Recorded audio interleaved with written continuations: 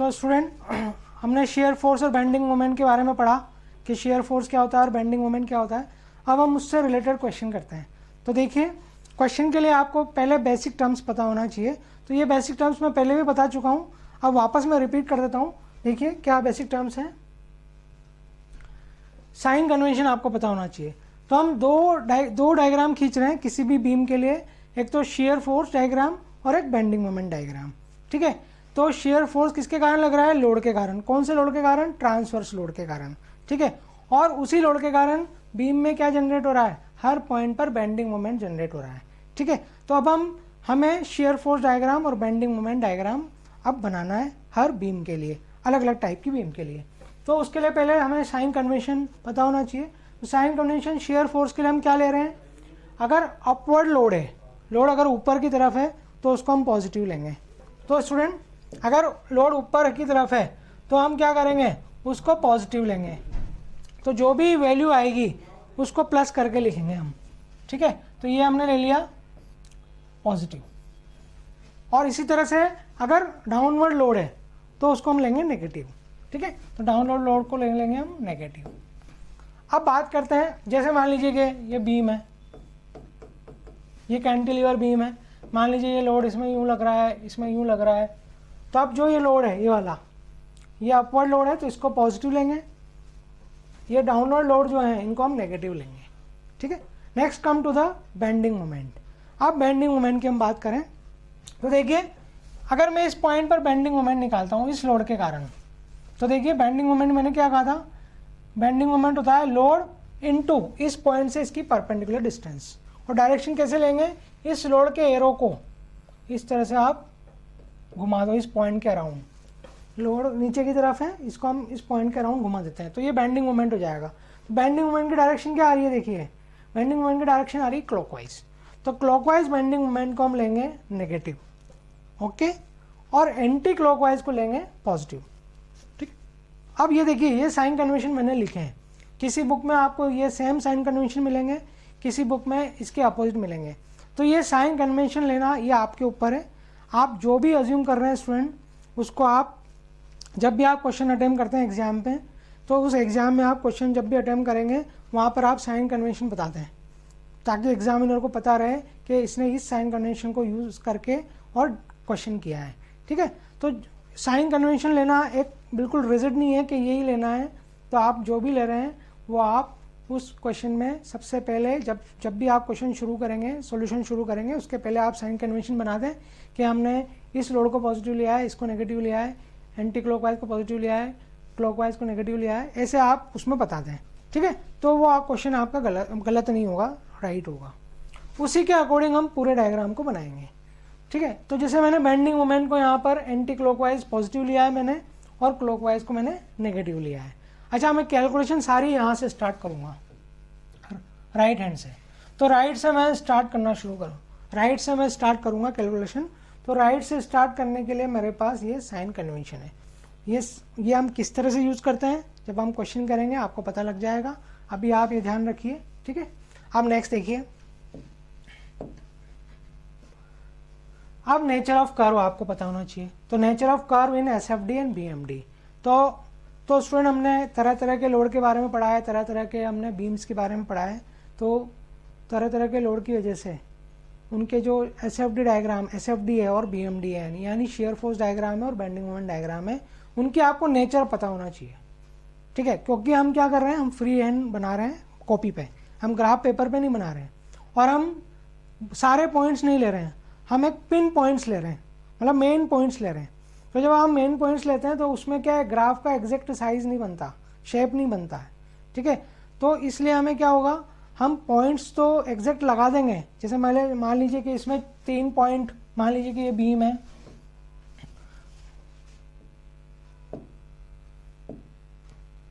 मान लीजिए कि ये बीम है। ठीक है, अब इसमें देखिए, ये मान लीजिए ये ए पॉइंट है, ये बी पॉइंट है, ये सी पॉइंट है और ये डी पॉइंट है। जैसे 4 पॉइंट हमारे पास है। ठीक है, तो ये 4 मेन पॉइंट हो गए। इन चारों पॉइंट्स पर हम शेयर फोर्स निकालेंगे और इन चारों पॉइंट पर हम बेंडिंग मोमेंट निकालेंगे। ठीक है, ओके। तो अब क्या होगा, अब आपको क्या करना है, अब हमारे पास तो 4 ही पॉइंट है, 4 पॉइंट से तो आपका जो ग्राफ का शेप है एग्जैक्ट नहीं बनेगा, ठीक है। तो इसलिए हमें क्या करना पड़ेगा, ग्राफ का शेप हमें ध्यान रखना है, ठीक है। किसके अकॉर्डिंग, लोड के अकॉर्डिंग। जैसे देखिए, no load between 2 sections, 2 section के बीच में अगर कोई लोड नहीं है, जैसे 2 सेक्शन के बीच में कोई लोड नहीं है, तो उसका शेयर फोर्स डायग्राम क्या होगा, हॉरिजॉन्टल लाइन होगी, ठीक है। तो जब आप शेयर फोर्स डायग्राम बनाएंगे तो हमने पॉइंट लगा दिए शेयर फोर्स के अकॉर्डिंग, हाँ, पॉइंट मार्क कर दिए। अब हम दोनों पॉइंट को कैसे मिलाएंगे, हॉरिजॉन्टल लाइन से मिला देंगे, ठीक है। और बेंडिंग मोमेंट डायग्राम क्या बनेगा, इंक्लाइन लाइन बनेगी, हाँ।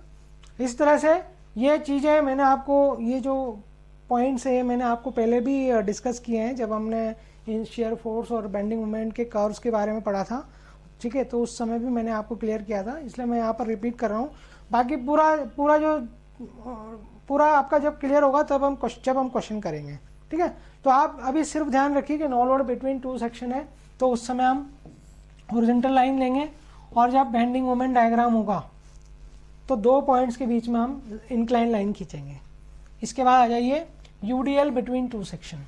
अगर 2 पॉइंट्स के बीच में यूडीएल है, ठीक है, तो एक पॉइंट से जिस पॉइंट से लेकर जिस पॉइंट तक यूडीएल है उसमें शेयर फोर्स डायग्राम बनेगा इंक्लाइन लाइन, और बेंडिंग मोमेंट डायग्राम बनेगा पैराबोलिक कर्व, ठीक है। इस तरह से UVL between 2 section, uniformly varying load अगर 2 सेक्शन के बीच में है तो उसके लिए शेयर फोर्स डायग्राम बनेगा पैराबोलिक कर्व। किस पॉइंट से किस पॉइंट तक, जिस पॉइंट से जिस पॉइंट तक यूनिफॉर्मली वेरिंग लोड है वहीं तक ही ये बनेगा पैराबोलिक कर्व, ठीक है। और बेंडिंग मोमेंट डायग्राम बनेगा क्यूबिक कर्व, ठीक है। Next come to the point load at a point. किसी पॉइंट पर अगर पॉइंट लोड है तो हम क्या करेंगे, राइज और ड्रॉप एट अ पॉइंट। तो अगर मान लीजिए कि आप यूवीएल और यूडीएल से आप आगे गए और अगर आपको पॉइंट लोड मिला तो हम क्या कर देंगे, उसको वहीं पर ही ड्रॉप कर देंगे। ये सब हम जब डायग्राम बनाएंगे आपको क्लियर हो जाएगा। इंट्रीगल हिंज, इंटरनल हिंज अगर है, 2 बीम के बीच में इंटरनल हिंज है, वैसे तो हिंज क्या है, एंड पॉइंट्स पे होते हैं, लेकिन अगर 2 पॉइंट्स के बीच में, 2 बीम्स के बीच में या 2 पॉइंट्स के बीच में इंटरनल हिंज है तो नो इफेक्ट इन एसएफडी पे कोई फर्क नहीं पड़ेगा, लेकिन वहाँ पर बीएमडी क्या होगा, 0 होगा, यानी बेंडिंग मोमेंट वहाँ पर 0 होगा। कपल एट अ पॉइंट, अगर डायरेक्ट कपल दिया हुआ है आपको किसी भी पॉइंट पर, ठीक है, डायरेक्ट कपल दिया हुआ है तो उसमें शेयर फोर्स डायग्राम पे तो कोई इफेक्ट नहीं होगा, वो एज इट इज रहेगा उस पॉइंट पर, लेकिन राइज और drop at a point bending moment में होगा, ठीक है। तो बेंडिंग मोमेंट में हम राइज या ड्रॉप कर देंगे डायरेक्टली, उस पॉइंट से हम डायरेक्टली ट्रांसवर्स लाइन यानी परपेंडिकुलर लाइन खींच देंगे उस लाइन पर, ठीक है। तो ये हो जाएगा आपका कपल एट ए पॉइंट। तो ये देखिए, जब पॉइंट लोड है तो उस समय बीएमडी पर कोई फर्क नहीं पड़ेगा, और जब couple eight a point direct couple दिया हुआ है उस केस में हम शेयर फोर्स पे कोई इफेक्ट नहीं पड़ेगा, शेयर फोर्स डायग्राम पे कोई इफेक्ट नहीं पड़ेगा। तो आप ये सिर्फ ध्यान रखिए, स्टूडेंट माइंड में रखिए, जब हम क्वेश्चन करेंगे आपको एक एक चीज़ क्लियर होती जाएगी। आप नेक्स्ट देखिए, इसके बाद आता है कॉन्ट्रा फ्लेक्सर पॉइंट कौन से होते हैं। तो कॉन्ट्रा फ्लेक्सर पॉइंट के बारे में मैंने आपसे डिस्कस किया था पहले कि कॉन्ट्रा फ्लेक्सर पॉइंट वो होते हैं जहाँ पर बेंडिंग मोमेंट की डायरेक्शन चेंज होती है। तो मान लीजिए कि यहाँ से यहाँ तक, मान लीजिए यहाँ से यहाँ तक बेंडिंग मोमेंट पॉजिटिव था और इस पॉइंट के इधर नेगेटिव हो गया, यानी इस पॉइंट पर पॉजिटिव से वो नेगेटिव चेंज हुआ है, तो ये जो पॉइंट होगा that is called Contra flexor point, ठीक है। तो कॉन्ट्रा फ्लेक्सर पॉइंट पर बेंडिंग मोमेंट 0 होता है, क्योंकि उसकी डायरेक्शन क्या हो रही है, प्लस से और माइनस चेंज हो रही है, प्लस से और माइनस चेंज हो रही है।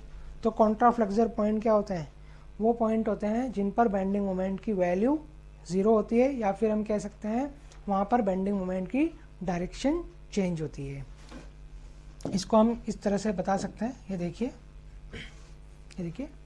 पॉइंट ऑफ कॉन्ट्रा फ्लेक्सर और पॉइंट ऑफ इन्फ्लेक्शन भी इसको कहते हैं, या तो हम कह सकते हैं इन्फ्लेक्शन, ठीक है, या फिर हम कहेंगे कॉन्ट्रा फ्लेक्सर ये कह सकते हैं, या फिर पॉइंट ऑफ इन्फ्लेक्शन कह सकते हैं। It is a point on the beam at which bending moment diagram changes its sign और डायरेक्शन। तो मैंने क्या कहा था, साइन भी कह सकते हैं या फिर डायरेक्शन कह सकते हैं। साइन का मतलब है पॉजिटिव से नेगेटिव या नेगेटिव से पॉजिटिव चेंज होता है। डायरेक्शन का मतलब है क्लॉकवाइज से एंटी क्लॉकवाइज या एंटी क्लॉकवाइज से क्लॉकवाइज चेंज होता है, वो भी हम कह सकते हैं। या फिर bending moment at this point is 0, ठीक है, उस पॉइंट पर बेंडिंग मोमेंट की वैल्यू 0 होगी। तो मान लीजिए कि किसी पॉइंट पर बेंडिंग मोमेंट की वैल्यू 0 आ रही है, बीच में है ना, बीम के बीच में किसी पॉइंट पर बेंडिंग मोमेंट की वैल्यू 0 आ रही है, इसका मतलब वो पॉइंट क्या है, कॉन्ट्राफ्लेक्सर पॉइंट है। It is obtained by equating expression of bending moment to 0। तो ये अब हम बात करेंगे जब हम अगर मुझे उस पॉइंट की लोकेशन निकालनी है तो हम क्या करेंगे, उस पॉइंट पर बेंडिंग मोमेंट की इक्वेशन लिखेंगे और उस इक्वेशन को 0 कर देंगे, उससे हमें उस पॉइंट की लोकेशन पता चल जाएगी। ठीक है, जैसे मान लीजिए कि ये एक एग्जांपल लिया है मैंने, ये एक सिंपली सपोर्टेड बीम है, ठीक है, ओवरहैंग बीम है ये एक तरफ से, और इस पर यूडीएल है।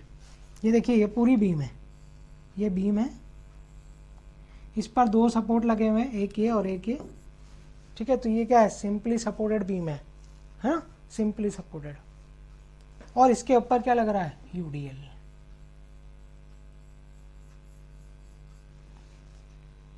ठीक है, इस पे यूडीएल है। जब अब इसका आप डायग्राम बनाएंगे, बेंडिंग मोमेंट डायग्राम बनाएंगे, तो आप देखेंगे इस तरह का बनेगा। मैंने आपको बताया था यूडीएल के लिए बेंडिंग मोमेंट डायग्राम क्या होता है, पैराबोलिक कर्व होता है। तो देखिए यहाँ से यहाँ तक क्या हो गया, ये पैराबोलिक, ठीक है। और इस पॉइंट पर आके देखिए ये कर्व कहाँ चला गया, नीचे, और फिर यूँ। अब देखिए इस पॉइंट पर यहाँ से यहाँ तक ये कर्व क्या था, पॉजिटिव था, लेकिन यहाँ आके क्या हो गया, ये नेगेटिव हो गया। इस लाइन के ऊपर पॉजिटिव, इस लाइन के नीचे नेगेटिव, ठीक है। तो अभी तक तो ये कर्व ऊपर चल रहा था और इस पॉइंट पर आके नीचे हो गया। इसका मतलब ये पॉइंट, इस पॉइंट पर क्या हो गया, इस पॉइंट पर इस कर्व की डायरेक्शन चेंज हुई है, प्लस से माइनस हो गया है ना, या फिर हम कहें कि एंटी क्लॉकवाइज से क्लॉकवाइज हो गया। हाँ, तो ये पॉइंट क्या हो जाएगा, ये हो जाएगा पॉइंट ऑफ कॉन्ट्राफ्लेक्सर। और इस पॉइंट पर देखिए, इस पॉइंट पर बेंडिंग मोमेंट 0 है, क्योंकि 2 एक्सिस है हमारे पास, ठीक है। यहाँ ये तो शेयर फोर्स की एक्सिस है, ठीक है, और ये बेंडिंग मोमेंट की एक्सिस है। तो सॉरी, शेयर फोर्स की नहीं है ये, इसको हम हटा देते हैं।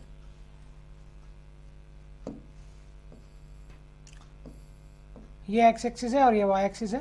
बेंडिंग मोमेंट इस एक्सिस पे हमने लिया है, ठीक है, और इस एक्सिस पे हमने एक्स लिया है। एक्स मतलब डिस्टेंस लिए, तो ये तो डिस्टेंस की एक्सिस है और ये बेंडिंग मोमेंट की एक्सिस है। तो इस पॉइंट पर मान ली इस एक्सिस पे बेंडिंग मोमेंट क्या होगा, 0 होगा। देखिए ये जो पॉइंट है वो इसी लाइन पर है, यानी डिस्टेंस वाली एक्सिस पर है। तो इस पॉइंट पर बेंडिंग मोमेंट क्या हो जाएगा, 0 हो जाएगा, ठीक है। तो आप ये ध्यान रखिए कॉन्ट्राफ्लेक्सर पॉइंट क्या होता है। Next come to the